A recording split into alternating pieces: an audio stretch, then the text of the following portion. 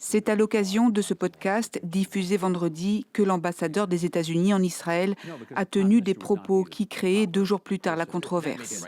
Au micro du commentateur politique Tucker Carlson, connu pour ses positions très conservatrices, Mike Huckabee a affirmé que selon la tradition biblique, Israël s'étendrait sur des terres s'étalant sur une large partie du Moyen-Orient.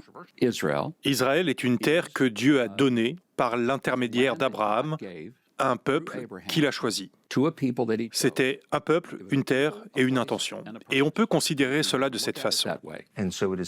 Alors il est juste de vous demander à quelle terre faites-vous référence? Je crois qu'il est dit du Nil à l'Euphrate, ce qui correspond à une grande partie du Moyen-Orient.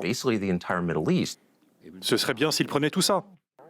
Le diplomate a précisé depuis qu'il avait utilisé l'hyperbole.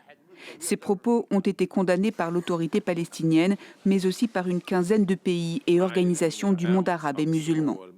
Dans un communiqué publié dimanche sur X, la Ligue arabe a regretté de telles déclarations extrémistes qui suscitent des sentiments religieux et nationalistes à un moment où les pays se réunissent sous l'égide du Conseil de la paix de Donald Trump.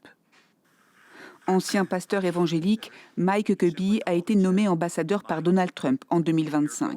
Ce chrétien fervent est connu pour ses sorties controversées.